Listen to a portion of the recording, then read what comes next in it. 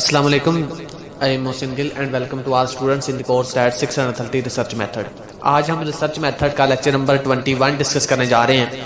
Lecture number 21 में हम lesson number 18 को कंटिन्यू करेंगे। लेक्चर नंबर 20 में भी हमने लेसन नंबर 18 को पढ़ा है। लेक्चर नंबर 21 में भी हम लेसन नंबर 18 को स्टडी करेंगे। लेक्चर नंबर 20 में हमने लेसन नंबर 18 में validity and types of validity को डिस्कस किया। लेक्चर नंबर 21 में लेसन नंबर 18 की हम reliability and types of reliability को डिस्कस करेंगे। अच्छा जी, first of all we discuss about reliability. Reliability क्या होती है? Reliability is a degree of consistency of a measure. आपको इसकी डिफाइन नजर स्क्रीन पे नजर आ रही होगी। तो रिलायबिलिटी क्या है कि आपने कोई भी रिसर्च की, उस रिसर्च की रिलायबिलिटी को चेक किया जाता है कि ये रिसर्च जो है, पहले तो वैलिडिटी को चेक किया जाता है कि रिसर्च में कितनी हद तक वैलिडिटी मौजूद है। वैलिडिटी से क्या मुराद होती है? वैलिडिटी से मुराद होती है कि इसमें किस कदर सच्चाई मौजूद है, ये ग्राउंड रियलिटीज के साथ किस कदर रिलेट कर रही है हमारी रिसर्च जो है। और अगर हमारी रिसर्च ग्राउंड रियलिटीज से रिलेट नहीं कर रही होती तो वो उतने ज़्यादा ऑथेंटिक रिजल्ट्स प्रोवाइड नहीं करती हमें। अब देखें, रिलायबिलिटी है कि हमारी रिसर्च कितनी देर तक रिलायबल रहती है, कितनी देर तक उसके रिजल्ट जो है हम यूज़ कर पाते हैं। अच्छा, मैं यहाँ पे एग्जांपल से आपको रिलायबिलिटी की टर्म समझाता हूँ। फॉर एग्जांपल, आपने 6 मंथ पहले एक बच्चों का टेस्ट लिया और वहाँ पे आपने चेक किया कि बच्चों का जो पढ़ने में उनकी परफॉर्मेंस किस बेहतर है या नहीं है। अच्छा, कुछ 6 मंथ के बाद आपने फिर उनकी परफॉर्मेंस चेक करने के लिए एक टेस्ट लिया। तो जो बच्चा 6 मंथ पहले जिस कारकर्दगी दिखाई, जिस तरह की कारकर्दगी दिखाई उसने, 6 मंथ के बाद भी उस बच्चे ने वही कारकर्दगी दिखाई। तो ये क्या थे? आपकी रिसर्च के रिजल्ट जो है वो रिलायबल रहे। पहली रिसर्च के रिजल्ट जो आपने 6 माह पहले की थी, उसके रिजल्ट 6 माह बाद भी क्या रहे? रिलायबल रहे, सेम रहे। तो इसको इस तरह की टर्म जो है वो रिलायबिलिटी कहलाती है। यानी कि रिसर्च का रिलायबल रहना, रिसर्च के रिजल्ट कब तक सेम रह सकते हैं। अगर 6 मंथ पहले आपने रिसर्च की तो एक बच्चा जो अच्छी परफॉर्मेंस दिखा रहा था, 6 माह बाद जब रिसर्च करते हैं वो बच्चा इतनी अच्छी परफॉर्मेंस नहीं दिखाता जिस कदर उसने 6 माह पहले दिखाई थी। तो ये रिसर्च में रिलायबिलिटी का फैक्टर आ जाता है। तो आपकी रिसर्च कितनी देर तक रिलायबल रहेगी, कितनी देर तक आप उसके रिजल्ट को यूज़ कर सकते हैं। तो ये थी रिलायबिलिटी। अब हम रिलायबिलिटी के बाद टाइप्स ऑफ रिलायबिलिटी को स्टडी करेंगे। रिलायबिलिटी की फर्स्ट जो उसके बाद जो ना टेस्ट एंड रीटेस्ट की टर्म आती है। ठीक है जी। टेस्ट एंड रीटेस्ट क्या होता है? Test after first test is called test retest. पहले मैंने जैसे आपको अभी एग्जांपल टेक ओवर की, आपने पहले रिसर्च की बच्चों की परफॉर्मेंस चेक करने के लिए, वो अब तक एक टेस्ट हो गया। 6 माह बाद दोबारा आपने एक रिसर्च की और उसके बच्चों की परफॉर्मेंस उसमें रिसर्च में भी चेक की गई। तो अब ये टेस्ट पहले से रिसर्च पहले से मौजूद था। रिसर्च पे रिसर्च करना, ये हम टाइप्स ऑफ रिसर्च में पढ़ भी चुके हैं कि रिसर्च पे रिसर्च की जाती है। तो इसी तरह टेस्ट के ऊपर, पहले टेस्ट हुआ, टेस्ट के ऊपर फिर दोबारा से टेस्ट किया जाए तो उसको हम टेस्ट री टेस्ट का नाम देते हैं। अच्छा जी, उसके बाद टाइप्स ऑफ रिलायबिलिटी में जो टाइप आती है इंटररेटेड रिलायबिलिटी है। इसकी डिफाइन आपको स्क्रीन पर नजर आ रही है जी। If results of 2 tests are same then there exists inter-rater reliability। inter-rater reliability क्या है? ऐसी reliability जिसमें 2 टेस्ट के रिजल्ट सेम रहे। फॉर एग्जांपल, अच्छा जी, इंटर-रेटर रिलायबिलिटी की मैं एग्जांपल से समझाता हूँ कि आपने एक टेस्ट लिया बच्चे से, जब आपने टेस्ट कंडक्ट किया तो उसके बाद आपने वो टेस्ट जो था वो एक अपने टीचर को दिया उसको चेक करने के लिए, और इसकी एक कॉपी किसी और टीचर को दे दी। जब दोनों टीचर ने टेस्ट को चेक किया तो दोनों टीचर ने ही टेस्ट के सेम नंबर दिए। तो अब इन दोनों टेस्ट में क्या है जी? कौन सी रिलायबिलिटी पाई जा रही है? Inter-rater reliability. यानी कि दोनों जो टीचर्स को टेस्ट दिया गया उसमें उस टेस्ट की में रिलायबिलिटी कौन सी है? Inter-rater reliability. उसके बाद जी नेक्स्ट आती है जी हाफ स्प्लिट मेथड। ये आप ऐसा मेथड है जिसके जरिए हम रिलायबिलिटी को फाइंड आउट कर सकते हैं। तो फॉर एग्जांपल मैं आपको कहता हूं कि आपने एक क्वेश्चनेयर लिया। क्वेश्चनेयर की टर्म हम पहले भी डिस्कस कर चुके हैं।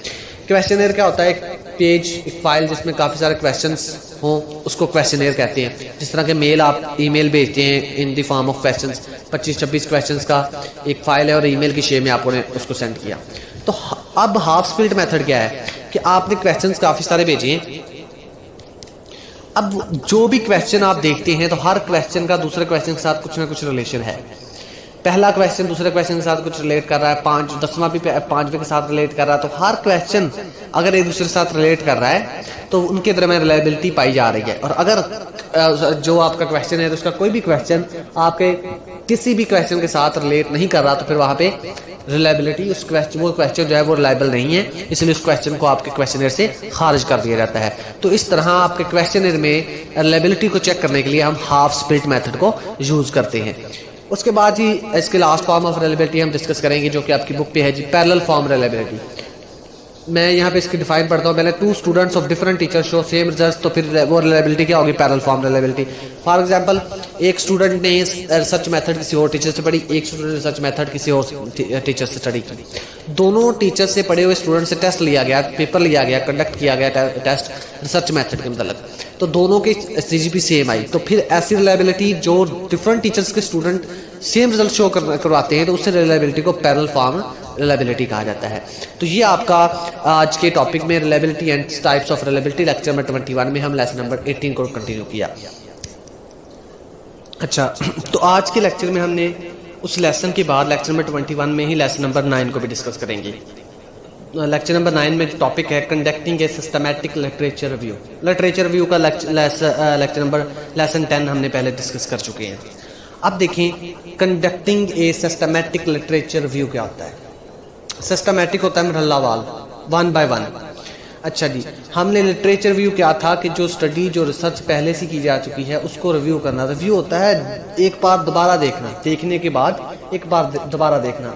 टेस्ट रीटेस्ट की फॉर्म में आ सकता है, रिसर्च की फॉर्म में आ सकता है, यानी कि एक रिसर्च हुई, दोबारा आपने रिसर्च पे रिसर्च की, यहाँ पे एक टेस्ट किया, उसके बाद फिर एक टेस्ट किया, तो इसको हम रिव्यू कहते हैं। चीज़ को एक बार देखने के बाद दोबारा फिर देखना, इसको रिव्यू कहते हैं। तो लिटरेचर का रिव्यू हमने कंडक्टिंग करना है सिस्टमैटिकली 1 by 1 एक प्रोसेस को फॉलो करते हुए। अब देखें जो फर्स्ट उसमें टर्म आती है conducting a systematic literature review में, define and refine A topic. जो आपने रिसर्च के लिए टॉपिक चूज किया तो उसको डिफाइन करें कि डिफाइन होना चाहिए आपके लिटरेचर रिव्यू में वो टॉपिक क्यों चुना गया, किस लिए वजह से चुना गया, उसकी कितनी अहमियत की, और रिफाइन करें और उस टॉपिक के क्या क्या फ़ायदे थे, क्या क्या नुकसान आते हैं। ठीक है, तो इस तरह टॉपिक के मतलब आपको मुकम्मल इन्फॉर्मेशन होनी चाहिए। तो ये आती है पहला स्टेप सिस्टमैटिक लिटरेचर रिव्यू में, define and refine A topic. उसके बाद ये सेकंड है design a research. Design research से यहाँ पे क्या मुराद है? डिज़ाइन रिसर्च से मुराद है कि जो रिसर्चर रिव्यू करने जा रहा है किसी लिटरेचर का, उसको पता होना चाहिए कि वो किस टाइप ऑफ रिव्यू को फॉलो करेगा। तो टाइप ऑफ रिव्यू को उसको जो है वो कंफर्म करना चाहिए। तो इस तरह अगर इस रिसर्च और डिज़ाइन ये सेकंड पॉइंट है सिस्टमैटिक लिटरेचर रिव्यू में कि आपको रिव्यू करने के लिए जिस टाइप ऑफ रिव्यू को आपने फॉलो करना है वो टाइप ऑफ रिव्यू कंफर्म होनी चाहिए। उसके बाद ये थर्ड पॉइंट आता है लोकेट रिसर्च रिपोर्ट। आपको पता लगाना है कि जो पहले से रिसर्च की गई उस रिसर्च के बाद जो रिजल्ट आए in the form of report जो है वो आपस सबमिट करवाए जाते हैं। तो वो रिपोर्ट को आपने लोकेट करना है कि इस रिसर्च के मतलब जो रिपोर्ट थी वो कहाँ पे मौजूद है। वो रिपोर्ट डिफरेंट प्लेसेस पे मौजूद हो सकती है, गवर्नमेंट डॉक्यूमेंट्स में हो सकती है। गवर्नमेंट डॉक्यूमेंट्स में उस वक्त होगी जब हुकूमत ने वो रिसर्च करवाई होगी, तो उस रिसर्च की रिपोर्ट भी गवर्नमेंट डॉक्यूमेंट से मिलेगी। आर्टिकल्स में हो सकती है, मुख्तलिफ बुक्स में हो सकती है, न्यूज़ पेपर्स में हो सकती है। तो इस तरह हमने लोकेट रिसर्च रिपोर्ट को लोकेट करना होता है। वो डिफरेंट प्लेसेस पे डिफरेंट डॉक्यूमेंट्स में मौजूद हो सकती है।